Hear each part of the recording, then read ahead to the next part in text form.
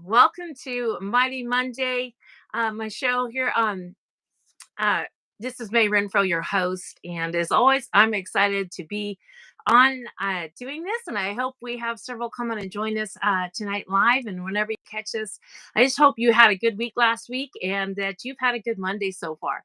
I know I have. We had a lot of rain here today, but it's been a good Monday, and yeah, I hope it's been going good. And I have Angie here on my show tonight and just excited what she has to share with us. And some books that she has written. So we'll get into it. I'll welcome you, Angie, to our show tonight, and Thank I you hope for you've had a having good me. day too. Thank you for having me. I'm just really happy, excited to be here. My name is Angie Smuin, and I am a mother of 5, and I have 3 grandkids, and happily married to my husband, who is just the greatest guy on the planet. And and Aw. I homeschooled our kids for about 25 years. Our youngest is 19 now, and he is in his first year of college. And so I have 2 in college. I have one that just graduated from Bible college. One of them is a Marine. I mean, I got the gamut. And yeah, they so yeah, that's me. I am a YouTuber. My husband and I are a writing team, and we make YouTube videos teaching people how to write books because we've discovered that just about everybody you come across wants to write a book, and they want to write their story, or they have stuff they want to say. And so we make videos helping people to write their story, to write their book. And yeah, and we've published 8 books, and we have 4 more books that are in the publishing process. And so yeah, that's who I am. Oh wow, yeah, I like that. And about helping others write their Yeah, books and share their stories. yeah, That's really good to have that. Oh, that's really good. yeah. So, what all did you really want to kind of unpack and share with us this evening? Well, today I would really like, I mean, there's so many things I could talk about. But I'd really Uh, like to talk to moms because I became a mom at 17, and at 17 you really don't know what you're doing.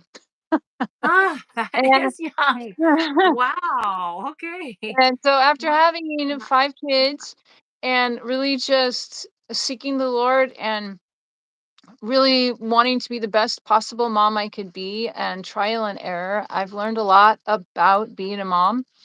And over the years in the homeschool groups and spending in different churches, and all the friends, the other ladies, they would be struggling with issues in their parenting and being a mom. And I would share with them some of these tidbits, things that I've learned over the years. And I got told by people all the time, you need to write a book. You need to write a book. And so Mhm. this is that book. Can you see it? Yeah. Yeah. It is Yeah. 35-minute devotions for moms about being an intentional mom. And so the chapters, I don't know if anybody else can relate to this, but I've read so many books about motherhood, about being a godly woman, about, you know, Mhm. and I just felt like I don't have time for this. There's so much fluff in this book. The chapter is 20 pages, and can you just tell me your point? So I have a busy life because moms are very busy. And so my idea was to make it very short, very concise, sweet, to the point. Mhm. Here's what I'm going to give you, the point.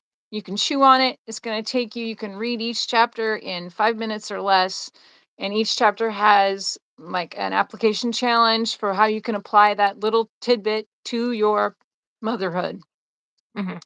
And so I just thought I would just share just a couple of things that are in the book to give people maybe something that they can chew on right now. If you're listening to this and you're a mom, that this could help you, if you're okay with that. Is that good? Okay. Yeah. Yeah. So there's 30 different topics, and the topics range from things like who you are as a mother, because really I think that motherhood is misunderstood. We don't, the culture doesn't teach us to really value being a mother. Like, being a mother is like the highest calling. And if you view being a mother as the highest calling there can possibly be, then you're going to behave in such a way as a mother that reflects that. And so I've got chapters in that and really discovering who you are. It's not about, what you accomplish in life. It's who you are as a mother matters. And so I talk about that. I talk about, and this is a really interesting thing because I have this one topic in the book is called Speak Life and Mhm. Cast a Vision. They're two chapters and they kind of play into each other. And one is just speaking life over your child and really thinking about what the words that are coming out of your mouth, what are you saying about your child to your child? What are they hearing you say about them? Because it matters. If we're telling them Wow. that we believe in them, then they have a firm foundation to build their life on. They know that their mom believes in them, Yeah. that she Yeah. knows, she believes the best in them, because so much in this world believes the worst about us. I mean, Wow.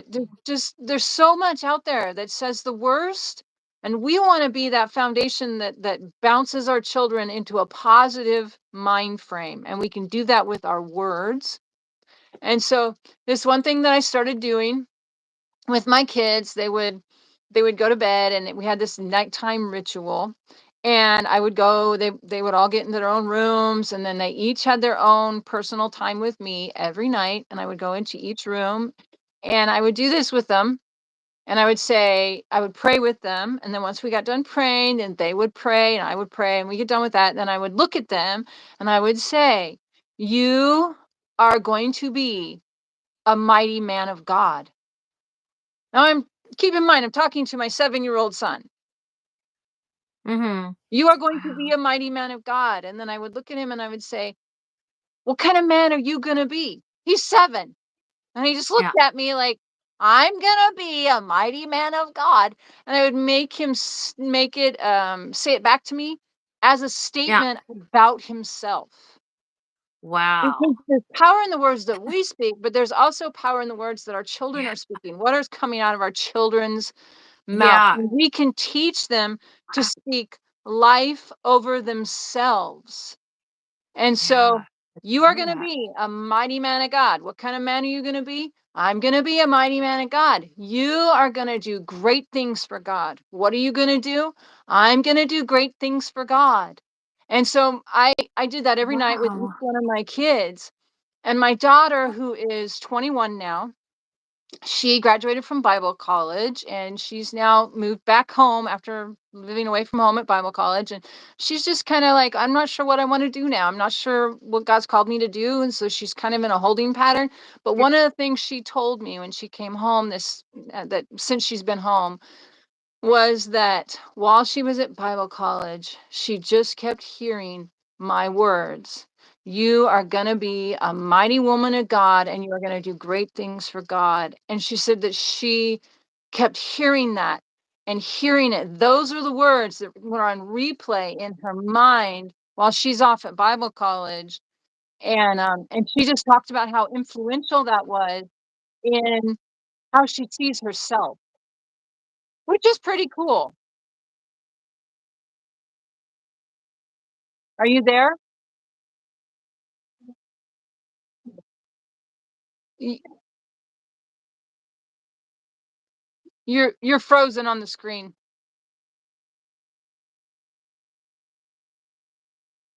Can you hear me?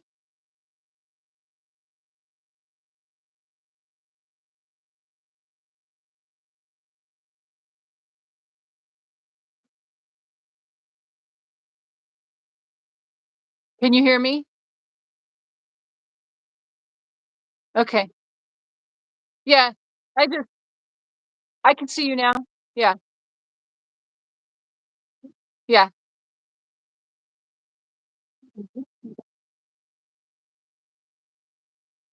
Yeah. Sometimes. Just yeah. The power of what you speak over your children, and you can teach them to speak life over themselves by doing that. I have a really good friend here who she read my book, and she has a 3-year-old daughter, and she was telling me the other day that she's doing that with her 3-year-old daughter, and her daughter is very very full of life, and she's just very energetic. And so her 3-year-old now will stand up and put her hand in the air and she'll be like, I'm gonna be a woman of God, I'm gonna be a mighty woman of God. Her daughter, her little 3-year-old, is so like energetic with it. And so, um, can you still hear me? Okay. And she was at a function with other women that were moms, and this other mom, I guess my friend was talking to the other mom, and she's like, "You need to get this book because you're a mighty woman of God. My daughter's a mighty woman of God, and you're a mighty woman of God." And this lady started crying because nobody had ever told her that.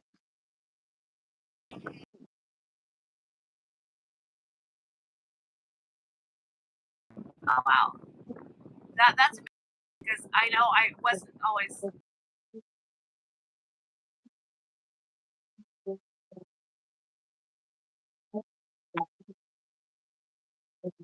that not to keep putting them down. I didn't realize that those things were, you got to be careful with your words, and that does really Yeah, affect them.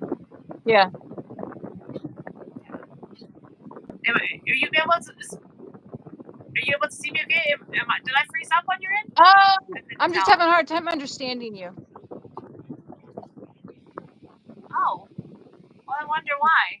Okay, now I can hear you. Technology is great. Okay. Well, we'll just. Okay. Well, if you can hear me, okay. Yeah. Oh, good. Yeah. The book is.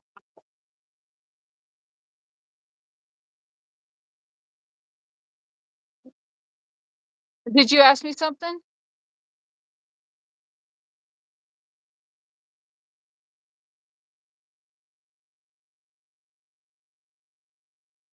Yeah, I can't understand you.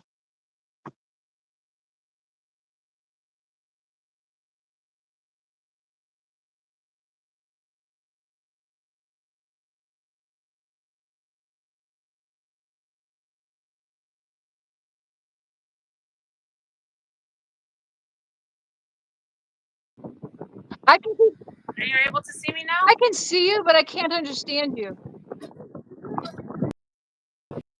Oh, well, just when I grab my. I don't know what to do. Oh. Can you hear me if I talk?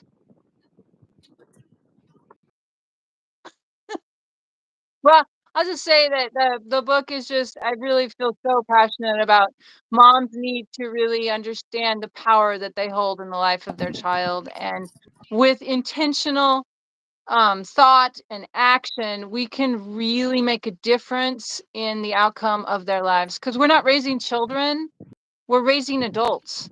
Because they don't stay children, they become adults and very quickly.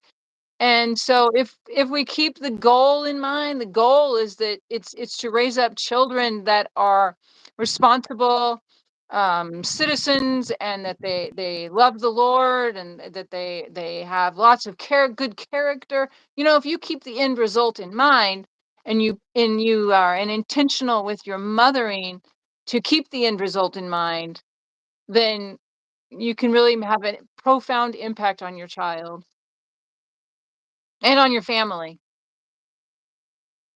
And I think it matters for generations.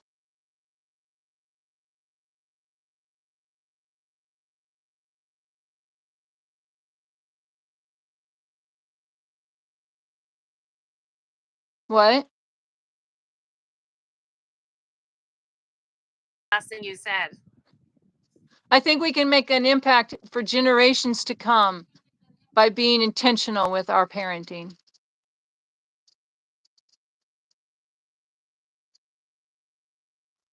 Okay. Yeah. Yeah. Yeah. We just continue to have a little bit of trouble with with our phone. Yeah. I don't know what it is. The connection's just not very good, but that's okay. What? Well, I was gonna something else you wanted to share with us from your book. Yeah, I mean, I can. There's the concept of respect. And so much of our society is not teaching respect. And I think as women, we need to teach our children how to respect, but that also goes to we need to respect the father of our children. And it's our society has torn down the role of a man so much. And we need to raise up the role of the man and respect him and model that respect for our children so that our children see a proper respect happening in the home. Because I mean, there's just so much disrespect happening in our culture, and if we teach them to Hmm. respect in the home, then they will respect outside of the home as well. It's an important issue.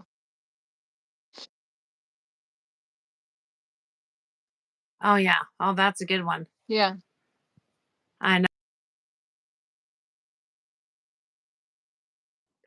that I've struggled with. It just yeah, yeah, and that, and so yeah.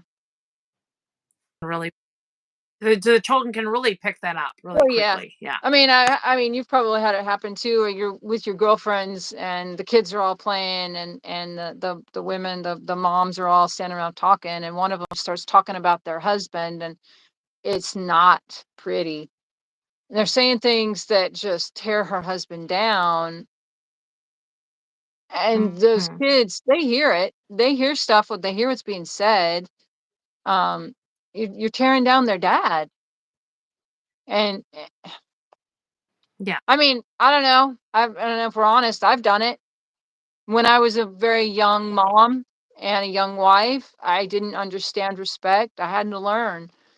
Um, and I think that the older women need to teach the younger women how to respect their husband, because our culture and our society is not teaching us. Our culture says, "I am woman, hear me roar. I can do everything a man can do." Ah, and it's a lie. It's a lie. Women cannot. We are not men, and men are not women. The first time you show me a man that gives birth to a baby, then we'll have another conversation. But we were designed differently with different purposes and with different skills, and there's value in both. And uh, we need to Yes. respect Oh, the for role sure. of the husband and the father. Yeah. Oh yeah.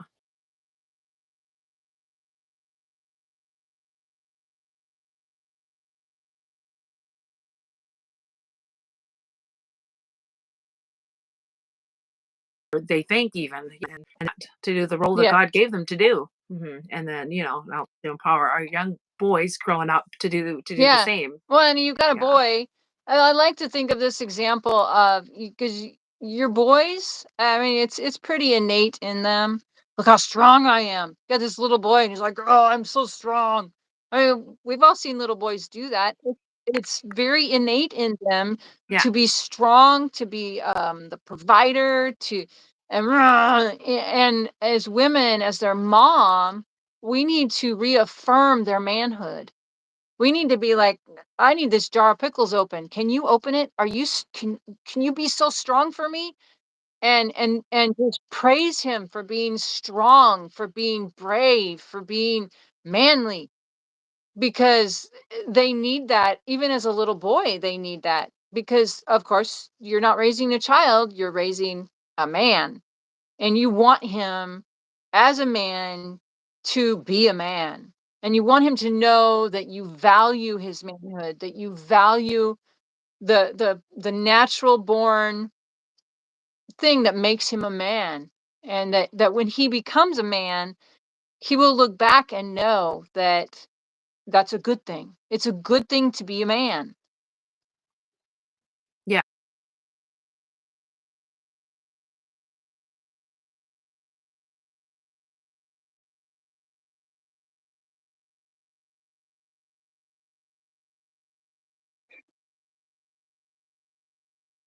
should try to be able to do everything a man can do, in the same, Yeah, we need to be teaching our that girls that value that same they are thing, different. that it's okay to be Yeah. feminine. Yeah. Yeah. Yeah, for sure. Yeah. I Well, mean, there's that's many good. things about being a woman that when I was a preteen, I wasn't very impressed with. I mean, Okay. there's just Yeah. but you know what? You can take your daughters and you can teach them that it's being a woman is a good thing. It's a good Yeah. thing. Yeah, for sure. Yeah.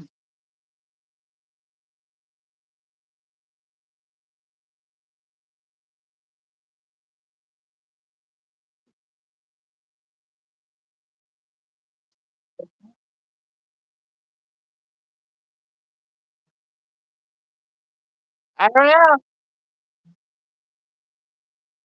how much how much of it is going to come through on the recording. I don't know. Can you hear me? I don't know. We'll have to see. Because soon as I'm through, as soon as I'm through, then I I would. too much glitches. Was I there anything else you want to share, kind of about the loss and grief? well, loss and grief, that's a big one.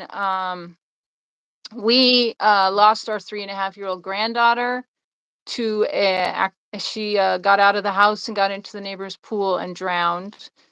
And that was a year ago in January 2023. Um, so 2023 was probably the hardest year of my life. Um, I spent 6 Yeah. months Oh, paralyzed in grief. Um, it it it it it was rough, but I've learned a few things about grief over the last year, and some of the things I've learned is that we really have to keep our eyes on um, heaven, okay. Yeah. because our Wow. when I actually went to a grief group, and which was has been part of my grief journey. And the lady that was running the grief group the very first day, one of the first things she said, she got up there and said, 10 out of 10 people will die. I mean, just think about that for just a minute. 10 out of 10 people are going to die. We're all going to die.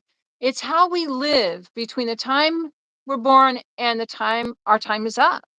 It's what we do in and our children. When we lose a child, um I've learned that I mean, I don't say this lightly, but I have learned to be grateful for the 3.5 years that I got to be grandma Yeah. to this amazing, amazing, vibrant bundle of pink. I mean, Oh, wow. I bet she she was was. beyond energetic. She was the life in the room. Mm, And wow. Yeah.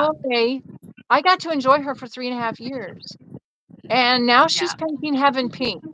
And now she's climbing trees, and she is living her best life up there.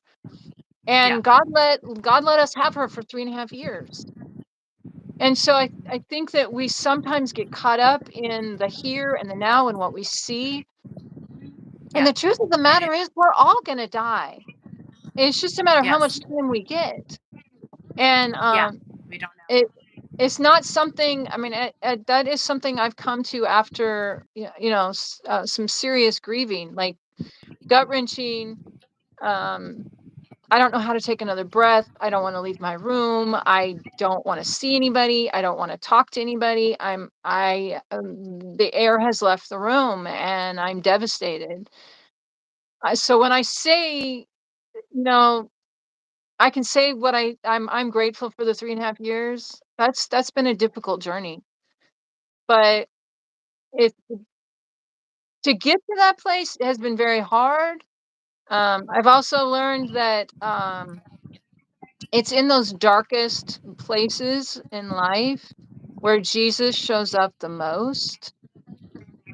And when Oh, we yeah. are so in the valley of the shadow of death, if we can set everything aside, set our grief on at the altar and worship him, in spite of the pain, worship him in the pain, that is when he does miracles and wonders. And he I like to describe it like this: when our heart is broken, God is the one that puts it back together. And it's kind of like, Yes. I took some Absolutely. rocks and I took these glass, they were sea glass, and so they were really shiny and pretty. And I took a canvas and I glued them on in the shape of a heart. So it's all these pieces and it's beautiful. It's really, really pretty. But to me, it's my grief art expression of saying, my heart was completely broken to pieces. And God has taken this earth shattering, heart shattering thing in my life, and he has put the pieces back together, and he has created something beautiful, but it doesn't look the same. Because I think when you walk through something simply just horrific and gut wrenching and world earth shattering, you don't look the same. And it's okay. It's okay to not be the same person you were before, because I'm not.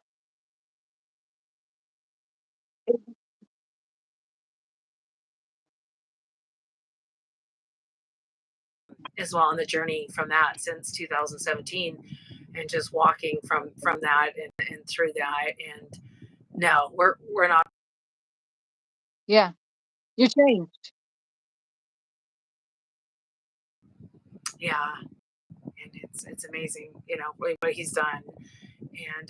And can use that. He uses that for his glory and for our ultimate good. And I'm sure you can Oh, yeah, see that, in how you're able to help others, and you're reaching out to others for the comfort you've been yeah, given. And then, that she kind of still lives on through just what you're doing. yeah. And God yeah, takes the broken, and if yeah, we submit it to him, he turns it into something beautiful. It yeah, may take time. yeah, yeah, yeah. But only what he can do. But we have to release that and give them. I know it's hard. Yeah. Oh, Yeah, yeah. Yeah, I don't yeah. say But with anything I say about grief, I do not say it lightly, and I don't say it from a place of flippancy or anything, because it's a hard thing to walk through. yeah, it is. But having God, I really do believe it makes a difference in all the world. Though when we can have that hope and that peace, it's not that we don't hurt and grieve, and like you're saying. I mean, we go through all the same things, but not without the hope of God. We grieve, but not without the Yeah, hope of God. And He just